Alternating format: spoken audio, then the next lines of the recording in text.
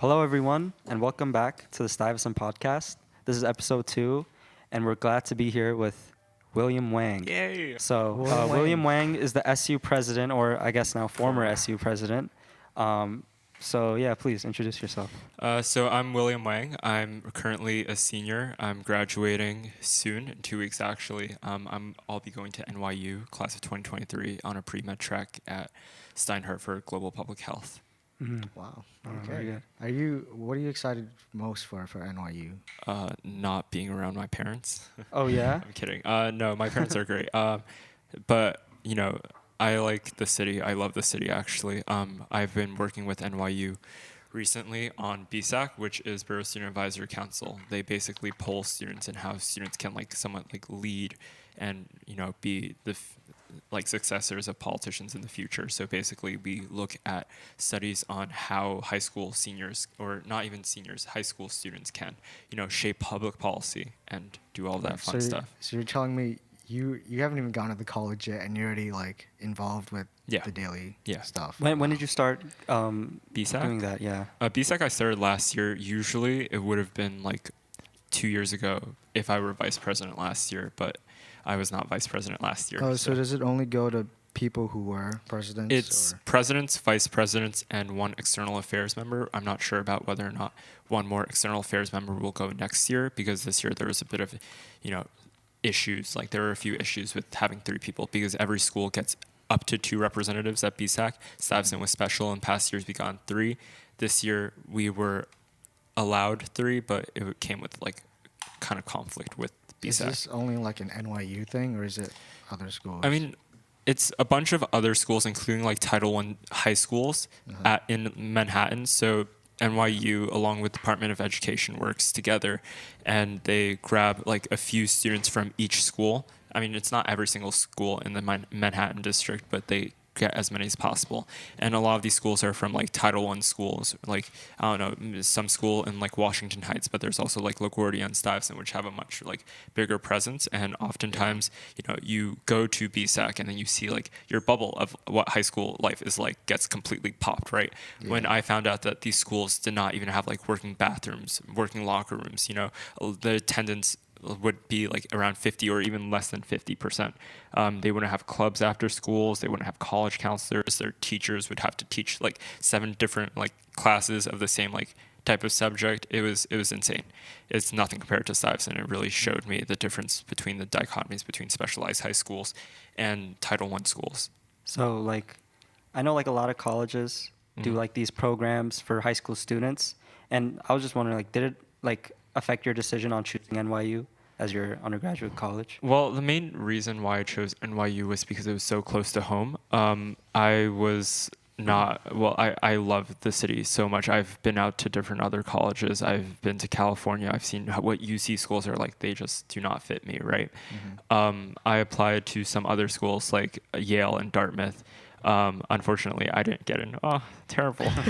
And, I ended up at NYU doing something that my parents like, something that I like, something that I find very important, which is medical law, right? Which is abortion laws, CRISPR. CRISPR is the idea of genetically modified babies. That's an uprising topic that I'm extremely interested in. I don't know where exactly I stand on these points, but hopefully where I go for college and master's to get my master's will somewhat define how I feel about these topics and how the news changes throughout, the 8 years that I have left in, a higher education. So, I mean, I'll figure things out. Yeah. So you already went through the motions of whether or not you wanted to leave the city or you wanted to stay, right? Because you already explored that. I explored it, and I was like, there's no way I'm leaving the East Coast, right? Yeah. So I love even the harsh winters. I love the harsh winters. I just love everything about this East Coast. Yeah. And I can't imagine myself being anywhere else. Yeah, because a lot of juniors right now, we're juniors, and really it's a process to figure out where you want to go. Because a big thing with it is whether or not we want to go abroad. I mean, not abroad. Whether we want to leave the city, out of state, or stay in. And it's usually a big split between kids, because a lot of the kids tend to stay SUNY schools, CUNY schools, and NYU, I guess. and everyone else just wants to go as far away as possible. Yeah. And that's true, but ultimately, a lot of it comes down to the name of the school. Like, Yeah, I don't yeah. want to say it, but Stuyvesant is especially like in the mindset that, oh, just because the school has X name, I want to go to the school, no matter how far it is, purely because of how much money I think I'm going to be making, or the Yeah. clout, quote unquote clout, Yeah. that I get from going to these. You got to find what fits you. Yeah. Really, yeah. Yeah, and I found NYU. Yeah, even that's though- definitely a great decision. I mean, Yeah. like personally, I want to stay as close to home as possible. I mean, one, like you don't have to pay for like travel. Right. If you're like, Definitely. or dorming if you're very close. Mhm. And I mean, yeah. But I mean, there's something cool about like Leaving. leaving and maybe going to like more of a suburban or Of like course. kind of like I visited Cornell and their Mhm. campus is like very like super quiet, you know, Yes. kind of like very natural. That's the reason why I did not even apply to Cornell. I've been to Cornell like 3 times, and I Wow. hate the environment. Like, Really? I find people to be. Actually, no, I'm not going to say it. I'm not. Maybe I should just finish the sentence. No, Fine. yeah. Okay, so Cornell is a very interesting place. It's a very quiet place. People there are generally very calm, right? Collected, Yeah. quote unquote, calm and collected. But there's a private life at Cornell. There's a lot of frats, sororities run at a high. It's very hard to get accustomed to that kind of community when you're literally out in the wilderness. There's gorges. Wow, cool. There's a gorge there. Wow. Cornell is gorgeous. Wow. No, it's not that interesting. Sure, the education there is amazing, right? But at the same time, I don't think I would be happy being there. And although I do commend students who will be happy there. Like, good for them. They made it there. On the same note, like I visited Princeton Mhm. and what was it, Yale before. Yale's They're beautiful. completely different schools. Like Yale is really old timey, Mhm. and a lot of their facilities are kind of old. The building's kind of old, Mhm. while Princeton's really modern and it's Mhm. really new. And Uh-huh. if someone just goes based on the name and doesn't actually visit the schools, they might find out that the school isn't really fit for them, Mhm. and they might be really upset in the end. Right. Yeah. So I toured colleges, Princeton and Yale. I mean, they offered 2 completely different things. I mean, like, I'm not sure how relevant this is to the podcast, but, Princeton is more like, when people think Princeton compared to Yale, Princeton is like that place where you grind academics, right? And Yale's this, sure, old timey may be the word. I mean, there's a huge library there, and it's like really old, right? Yeah. And it's built on an endowment of like billions of dollars, and they choose not to make it themselves like more modern per se, but that's because they're also like a very like general liberal arts like college, right? They're not necessarily interested in like grinding out academics, but I mean they are interested in grinding out academics, but you're a little bit more liberal there, even though how they like dorm there is like very important to define who they are. Their dorms are like Harry Potter style, right? You have different houses, and then those houses compete. I mean, it's very fun there. Taking a turn from colleges, maybe like focusing more on you, like SU, who is yes. SU. So did you always know, like when you came into Stuyvesant, did you always have like an idea that you wanted to do this, or did it develop? Literally had no clue that I would end up here. I always had ambition. When I started at Stuyvesant, I started off as freshman caucus. I didn't run for freshman caucus. I wasn't interested in running in elections. So I was a campaign manager for Hannah Jun and Jason Feng. I fell in love. I was in their cabinet. I was in their advisory council, and I also worked part-time for the SU under Tassine Chowdhury. He was the one who recommended me to SU. I did like a type of blue-collar job, right? I did labor. I did like interning type of things. I would run out, get upperclassmen like coffees and food. Sometimes I would help them set up for dances. I was just all over the place with student government. I loved the policy making involved in freshman caucus, even though it wasn't like really much. It was more like, conducting like surveys on the student, like at least the freshmen in the class of 2019 on like what they wanted for a certain dance or whatever, right? And I eventually grew into it. I did sophomore caucus, advisory council under, I think it was Julia Lee and Stephanie Ning, I don't know. And then I also did SU. Tassine was really happy. By that time, he became the vice president of the student union. He made me clubs and pubs director alongside with Alexa Valentino. We became the first ever sophomore clubs and pubs director, which was a big thing. We got a vote on the cabinet. We were so hyped. Alexa and I were really close. Junior year, I was their junior chief of staff, which is just basically assistant chief of staff, right?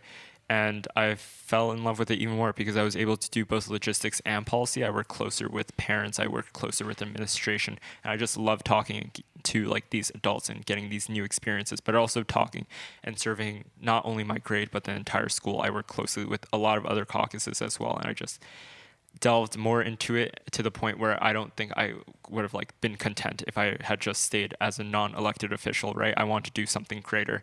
And eventually I rose up to be the president after Alexa Valentino did not run. So clearly it was a culmination of things that led to this. It's not just, I want to run for president because I want to look good for college. Yeah, no, I didn't really care. It looks like you really did care about this. And I mean, it's great, I guess, to have a president who really does care about his job. How did you meet Vishwa, and how did you know that you wanted him to be like your vice president? The first time I met Vishwa was when I was in sophomore caucus. He was freshman caucus. We all knew him as like a rowdy type of guy, right? He was very radical. He was still in his youth, but he was very effective. When we were together for the semi-formal, which, you know, it kind of went bad. I don't know if you guys were there, but the semi-formal was one of the like the deciding favors, deciding like moments of whether or not I would run with him. We were working closely together on an incident which occurred, right? We were like ultimately like very broken because of the incident that occurred that night when there was this one girl who, you know, had the EMS like called on her, emergency medical services called on her. Do you want to talk about it anymore, or do you want? I mean, it's fine. I mean, I'm not going to mention any names because you know that's of the past. Like, we weren't there. I don't think any of us I was there. Yeah, Alan was there. Yeah, we weren't there, but we did hear about it at the end of the day, and it was kind of nuts because it felt like it was somewhat expected, but at the same time, it wasn't, because we felt like, because it was a school sanctioned event, we were thinking, oh wow, like everything will be handled, nothing too bad would happen. In the end, like when something like that happens, I don't know if it's your responsibility or like the actual like the faculty at the school. Like what are like the steps you guys take to like get that thing settled? Like what are some things that happen? Okay, so we found out about it and we were just like freaking out. I'm not it's expected, right? Because we're just like sophomores and freshmen, and we're like, oh my God, this just happened. There's this girl who's screaming in the bathroom, right? And then we're trying to cover up as much as possible, right? And because, you know, administration had a lack of faith in us, right? They expected something like this to happen. And it did happen, unfortunately. So then we kind of, you know, went crazy a little bit there. And then eventually Mr. Moran came and, you know, he settled it. People were evacuated from the actual venue. It was an emotional moment, especially for people who spent like tons of time and money into this event. Vishwa, me, the sophomore caucus presidents at that time, the freshman caucus presidents, meaning Eve as well, the event planners. It was just chaotic. And eventually people left. I don't think we had to give back. We didn't lose that much money. I don't think we lost that much money, but it was what was most like disturbing or sad about the entire thing was that we lost the right to actually hold semi-formal, like very like well, like it was a dance that a lot of people in the future would have been very excited for. Like imagine if people like who are freshmen and sophomores now knew that semi-formal was held at a venue at Union Square. It's like a beautiful. We don't have any more semi-formals? No, they're not. They're not outside of school. They're all inside. Okay, I was about to say like we had a semi-formal. Yeah. But on another note, I guess. God, I forgot what I was gonna say. Yeah. I completely forgot.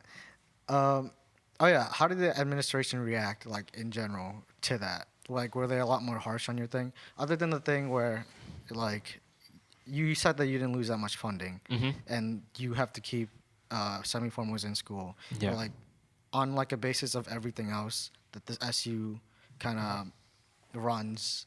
Yeah. Did it really like, affect was it anything like, else? oh, just I know it was out of your control, but like an event like this happens where like, oh, like sophomore, freshman caucus, they can't even like control their events, right? Stuff like that. I mean, the administration works very closely with the student government, and you know, I am a big fan of the administration, especially because this is Stuyvesant, right?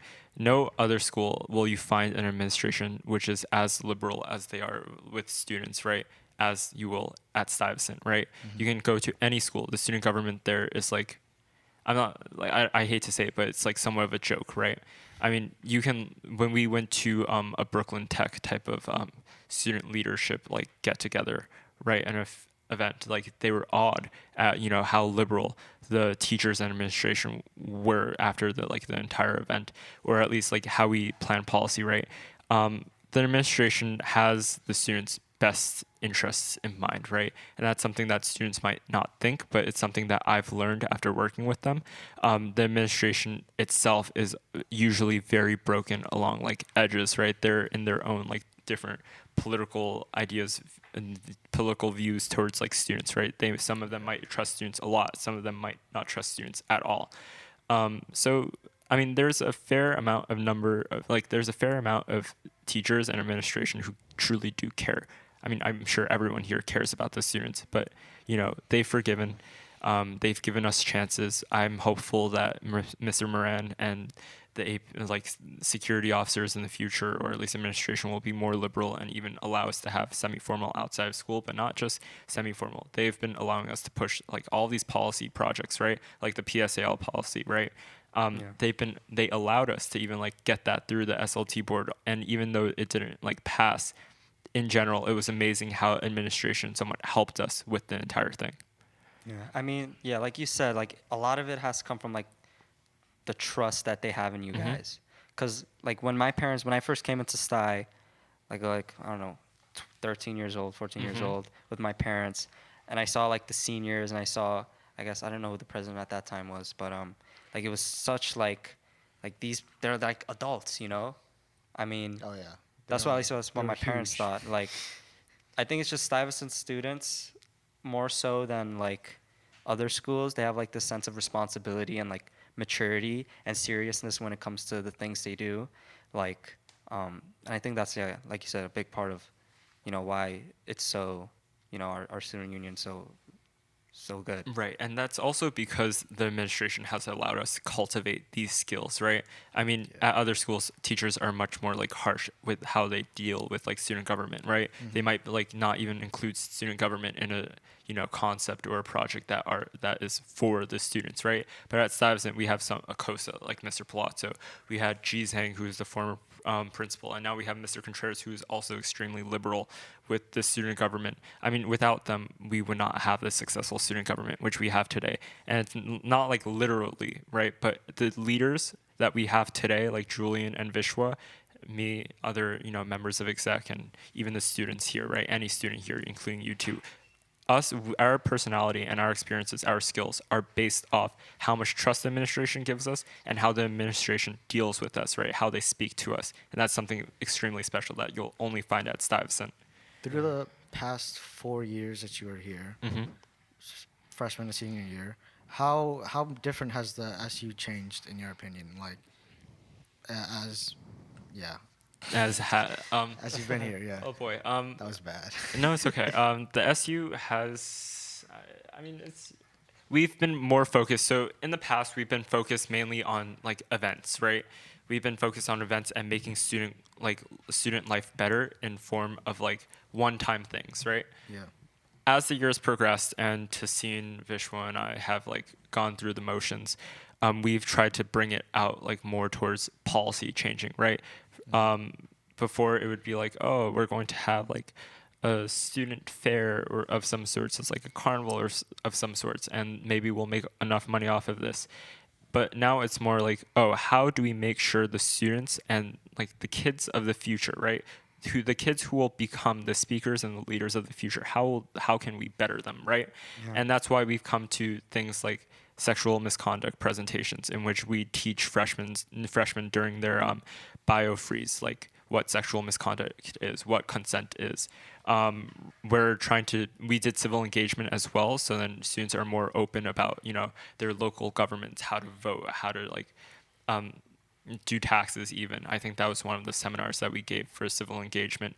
We're also trying to make sure that students, especially since Stuyvesant is made up of 44% of low incomes from low income families, we make sure that sponsorships keep flowing in, right? We've gotten sponsorships from like art stores, we've gotten sponsorships from restaurants, but also like the New York Times, right? Everyone has a free New York Times subscription, and that currently is under my name. And that will continue to be passed on to the next SU president. And so Vishwa next year will be the one who's in charge of the New York Times sponsorship that we got. Yeah. That's really cool. So like adding When on to put that, I into know you perspective. listed a lot. Like, what are some of your achievements that you're most proud of during your presidency or during like your whole career in SU? Most of this came out of senior year. I admit Vishwa was very helpful, and he opened my mind up to a lot more like policy things. Right, I used to be more of a logistics type of guy. Right, I would take care of like logistics and all that fun stuff, but because of Vishwa and how open he is, and different students and how they like reacted to like the student body and what they want from the student body, I'm most proud of probably blind applications. Blind applications. A lot of people might think that the SU is like nepotistic, right? We made the applications completely blind, as in like we don't necessarily like receive your email, we don't receive your name, we only receive your OSIS, so we don't know like who you are when you were reading your application. We also interviewed literally every single applicant. Actually, no, every single. So we narrowed down applications, but we did it in a very liberal way. And in the end, we still had a majority of, like a super majority of the applications that we received. And we went through interviews. We interviewed literally every single one of them at Whole Foods during our summer. It took us like a week and a half. We would stay at Whole Foods for 6 to 8 hours. It was literally insane. But at least it brought more trust to the student government. To the sexual misconduct presentations, that's something that's big. According to a report that we sent out to Stuyvesant, around, I think it was 66% of Stuyvesant students have felt as if they've been sexually harassed before, or at least been a target of sexual misconduct, right? Through like means of like words or even like physical actions, right? That's huge. We're right now growing through a Me Too movement in which there are all of these like women and men who are coming out and talking about the attacks that they've gone through and all of the different types of traumas that they've had to go through because of people who can't keep their hands or their words to themselves, right? It's disgusting and vile, and we're happy to know that students, especially freshmen and freshmen in the future, will continue to take these seminars and continue to learn about sexual misconduct. I mean, they have it in workplaces, and if you think about it, schools are much more dense. Exactly. And they're filled with a bunch of like teens who don't really know what they're Hormonal doing. teenagers, I exactly. mean, it seems like it's more important to have it at this age. So that's a very good thing to do. Right now, we're pushing this project out to the Department of Education. Usually, people do sexual misconduct training in college. That's one of the first things that they have to do before they actually like get their courses or whatnot, right? You have to take an online course, but I feel like it's a much bigger issue at a high school level where kids still are like rebellious. And they're going through this rebellious type of age where they're going out to parties and like drinking, right? And that's where most assaults happen, right? I mean, it happens at a school level, like through your regular day-to-day life, but I find it more prevalent, especially when going to Sty parties where men and women don't know exactly like how to act towards one another because they're under the influence of something. Yeah. How did you get the data for the sexual harassment thing? Yeah. So the freshmen who lead this project are Theo Kabovi Weiss and Nev Diaz-Carr. They're both on the new exec under Vishwa, Sofa, and Julian Giordano. They came up with this entire idea. We thanked them for the entire project. We helped them, and we worked closely with them. Then we sent out a survey to all of the students throughout the school because we have the emailing list for the entire school. So we got responses from them. We got a lot of responses, more responses than I think. It was like a few hundreds of responses. I don't exactly remember. But yeah, that's how we sent the survey out. I mean, even though you sent it through email, there's still a ton of people who couldn't have answered, who wouldn't have answered because they just pass up on emails. I do that sometimes. I see the email and I just don't, if there's a survey, I don't really fill it out. Yeah. But thing is, the horrible thing is there could be a bunch more people who have been affected than what the statistics show. And it could be really bad. And it's great that you guys are bringing this up. I mean, going forward in Sty, like you did a lot of great things, but I bet that you have a lot of advice you pass on to Vishwa or like other Cox members. Like, Julian. what are some things? Yeah, and Julian. What are some things like you wish you can see in Sty in the future? Like some things you would want to happen.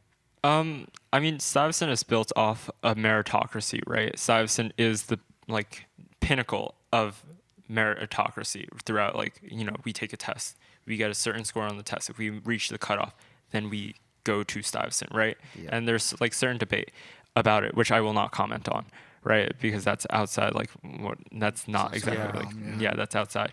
But I mean, a lot of Stuyvesant students, when they come to the school, they get into this mindset that the only thing that matters is college readiness, right?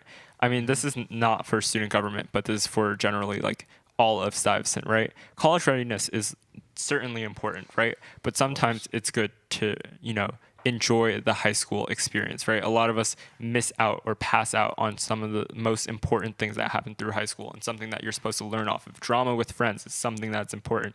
Some people here barely socialize with like people around them, and rather socialize, they go home automatically to, you know, work on their geometry homework and then do their read their articles for whatever AP class, and then they try to stack up and get 10 classes in a row with no lunch, right?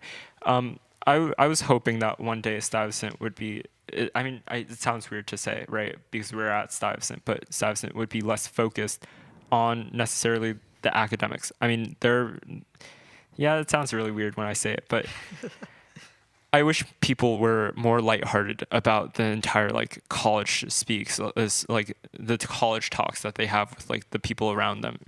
I mean, I hope people are more like are able to socialize more with the people around them and understand and garner like their own personality rather than create a personality that is based off a manual in a Barron's review book. Yeah. Because in this school, since going to college and college readiness is so important to so many kids, it's a lot of competition and there's a lot of trash talking, shit talking to each other. They're like, I'm going to go to this school because of my grades and my extracurriculars. And another kid looks at that and is like, damn, I'm not really going to go there. And it really pushes their spirit down and their heart down. And we kind of need to be a lot more lax about this and understand that the college you go to isn't who you are. And our guidance counselors and our college counselors, they do a great job at telling us this. But sometimes it doesn't hit home with some kids because it's always about the name of the college, and a lot of kids maybe won't realize it until they actually get to the college. Right. Yeah, and I feel like some kids before they even come to Sty, they choose Sty because they think they'll have a better chance of getting into college. Yeah. Which is kind of like, if anything, it makes it a harder chance to get into the Well, I top think it's colleges. because the way that the school's branded. Yeah. Like, Oh. you know. Welcome, Alan. I have something to say. Yeah. He's said something. No, I just think yeah. I think it's the way that it's branded, and like I was having a conversation with a friend earlier this week, and you know I think a lot of people forget that like college isn't the end of the road, and like at least when I look at it, I think I've learned more. At least so right now in junior year, I've taken more just from like the experiences that I have throughout the year rather than like the academics. Yeah. Yeah, the world is so big. There's so much to do. Like, Yeah. you can't just limit yourself to one college. I think I tell myself that to lighten the to kind of justify why my grades aren't, an you know, excuse. yeah. But you know, Okay. at the same I do that time, too No, but it's sometimes. true. yeah. But there's some truth to it, Yeah. and you have to acknowledge it. On a different note, you've been in the school for 4 years. How have you changed as a person in general? Oh boy, freshman year me was not a pretty sight at all. Like you can look at my ID can card. see the Oh same. boy. So freshman year, I wrote about this in my senior portrait, which is really funny. I was extremely rowdy. I grew up thinking that I was the best of the best because I went to a gifted and talented school, and my parents have been like getting ready for me to like go to Stuyvesant my entire like lifetime. I basically came out of the womb, and they were like, "Here's this book, read it and learn, digest. Now you know 1,000 words. Congratulations." So I grew up thinking that I'll be fine throughout Stuyvesant, right? And Stuyvesant's going to be a walk in the park. Haha, no, freshman year hits, I get that geometry textbook. It's like smacked across my face. And I'm like, oh boy, I'm not going to be doing well. So generally, I was more involved in my social life my freshman year rather than my academic life. That brought me down a little bit. But at least I got to garner social skills with other people. My sophomore year, I started getting back on track for my academics, and then my junior year, the same cycle begins where I'm less focused on my social life, although I still am focused on my social life, but I'm, slowly rising through the academic sphere, and senior year hits, and I'm like one of the only second term seniors who still cares about doing my essays and handing them on time. But generally, I think I've gotten more mature, right? When I was in middle school, I was like a timid little kid who would like never talk to anyone, right? I would be like lurking in while everyone else would be like gathered doing their group projects, I would be probably by myself, sitting by myself doing an individual project, which I requested for my teachers, like, oh, may I do this individual project because I feel uncomfortable working with other kids. And now you see me talking to literally any like student at Stuyvesant and even parents at Stuyvesant. That's something I'm extremely like grateful for, given this, like I was given this city experience where people are more open to each other and are more open to bringing you into conversation. So then we could garner these like social speaking skills. Yeah, I think one of the best things Stuyvesant gives you, besides like the name, is like those experiences and those opportunities to like develop as a person, not only like in school but outside of school. I mean, I remember myself like freshman year to now, like it's not like the tests or like studying that's made me different. It's like the experiences, the people you meet, and I think Stuyvesant is like a very good environment for that. I personally came from like a really small middle school, and like everyone knew each other. I was the same middle school as John. There was only 90 kids in Yeah, the grade. and like you kind of were like you'd be more loose, and you can't Everyone always knew everybody. That was the whole thing. Like you recognized every single face. You walk in the halls of Sty, there's a kid you might not know, you might have never seen for the past 3-4 years, and you're like, wow. And like this is really a big. You get shocked by this many people, and you're kind of like, well, like should I like act differently so like people like me, stuff like that. And like I think you hit the nail on the head. Eventually, it takes time. It does take time, and I think the best way to like learn it is to kind of have those bad experiences. Also, you get to meet different types of people. Yeah. And it's great. And like I guess some you click with, some you don't. On a similar thing, like we came from the gifted and talented school, me and Aaron, and it really did, for me personally, it hit me really hard when I got here, because I thought I was prepared. I thought I was socially great, and Aaron freshman seems to year. doubt that. I know That's John. the I know thing. John for like that was how the long thing. now? 7 years. That was the thing. In freshman year, I thought I was like a great person, and it just turns out, hey. Yeah, I mean, that's not how it goes. And like, and you do learn over the years about how to be, a substantial person and mature. I mean, yeah. So, for those who don't really know SU that well, what are some okay, let's say this. In like a day in a life as SU president, besides the academic in your school and your classes, what does it normally look like for you? Well, it looks like a lot of working with Mr. Palazzo and Mr. Trainer. So at the beginning of the year, things were changing. Actually, at the beginning of the year, most things happen, right? We give out money to clubs, right? And we have to schedule auditing, right? So then that means clubs and pubs, runs around to these clubs while they're having like meetings after school. We have all these events like Club Pub Fair. I mean, a lot of what we do in the beginning of the year is basically hands-on experience, right? Hands-on. And, it takes a lot of time to somewhat like schedule that, especially since we're working with administration. Towards the end of the year, we're a little bit more chill until sing season comes. Then everything like hits like a truck again, because so the way the SU budget works is that someone pays for something, right? You get reimbursed, right? So for sing season, you can see like me and Vishwa probably like using our credit cards to like buy thousands of dollars worth of things, right? And we get reimbursed for eventually. Actually, I haven't yet. I don't think Vishwa has either, because we just keep forgetting to get them reimbursed. We should get on that soon, but. Sing hits like we got a couple of days before I graduate and I can't get it back.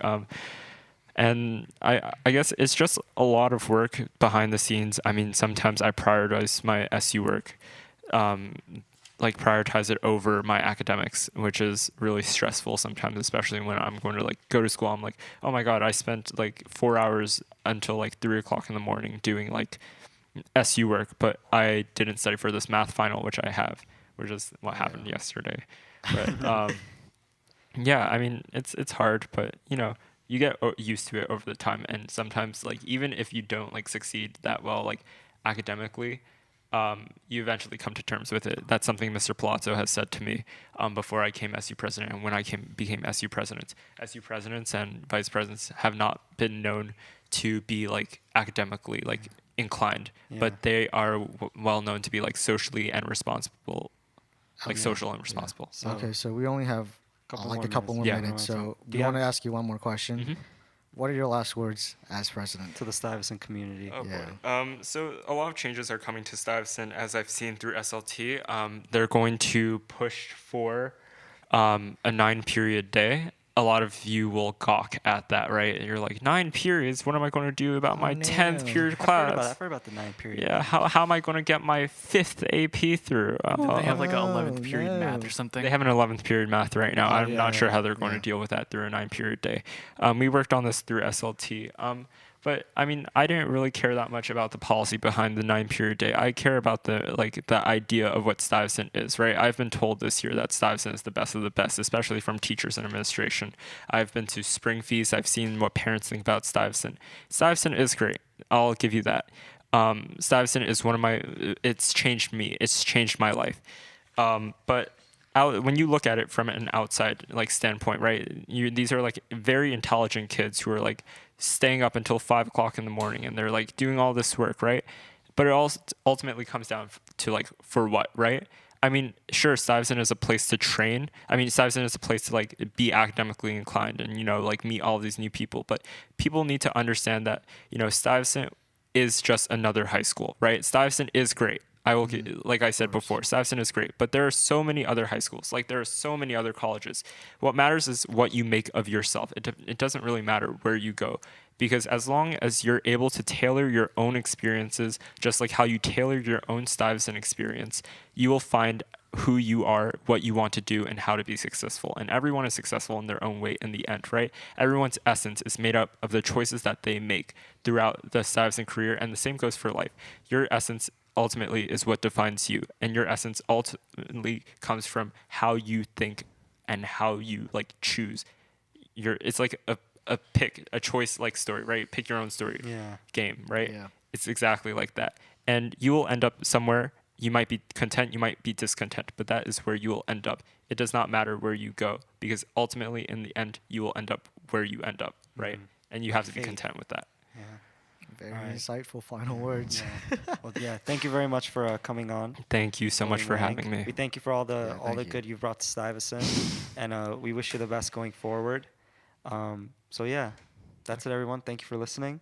If you have any comments, please leave them down below, or email us at Stuyvesant Podcast at gmail.com.